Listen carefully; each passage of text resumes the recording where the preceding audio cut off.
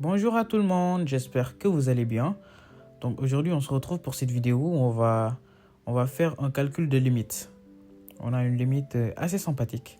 Donc les limites sont une notion de base, enfin une notion ultra importante, surtout en analyse parce que ça nous permet de savoir le comportement d'une fonction en l'infini ou juste en un point donné.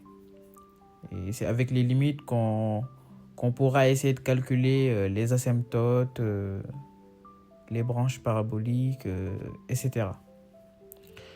Donc là, pour notre limite, en fait, si on remplace le x par 3, vu que le x doit tendre vers 3, on obtient 0 sur 0. Et ça, c'est bien une forme qui est indéterminée. Donc, on ne peut rien dire pour l'instant. On va essayer de lever cette indétermination. Et du coup, ce que je fais, c'est que je vous mets une relation très sympathique.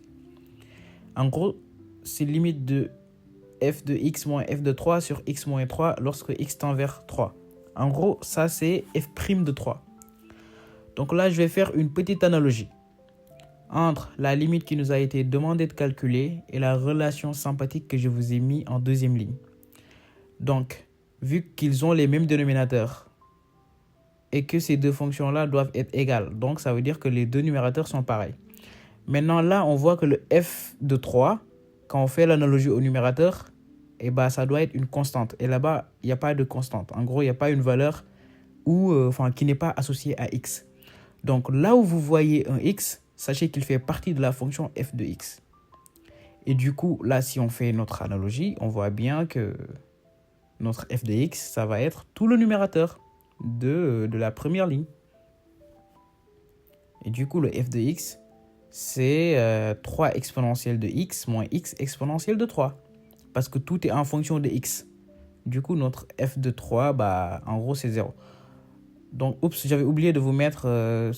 tout ça, en gros, c'est f' de 3. C'est au niveau de la deuxième ligne. Donc là, si on trouve le f' de 3, on a la limite qui nous a été demandée. Donc, voilà. Donc, on va essayer de dériver la fonction f de x. Donc là, on a 3 exponentielle de x moins x exponentielle de 3. Donc la dérivée nous donne 3 exponentielle de x moins exponentielle de 3. Donc pour ça, il n'y a pas de problème. Et du coup, pour trouver le f' de 3, ce qu'on va faire, c'est qu'on va juste remplacer les x au niveau de la dérivée par 3. Et normalement, ce qu'on trouve, ça correspond bien à la limite qui nous a été demandée. Du coup, ça nous donne 3 exponentielle de 3 moins exponentielle de 3. Et donc là, c'est bien 2 exponentielle de 3. Donc voilà. Donc le 2 exponentielle de 3 correspond à la limite qui nous a été demandée. Et la formule qu'on a utilisée, c'est la relation du nombre dérivé, ou la formule du nombre dérivé. Donc je mets d'après la relation étoile ou dans étoile, tout ce que vous voulez.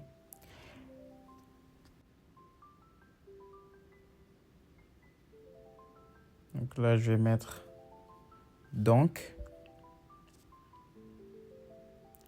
la limite de 3 exponentielle de x moins x exponentielle de 3 sur x moins 3, c'est bien égal à 2 exponentielle de 3. Donc, voilà ce qu'il fallait trouver. N'hésitez pas à vous abonner si la vidéo vous a plu.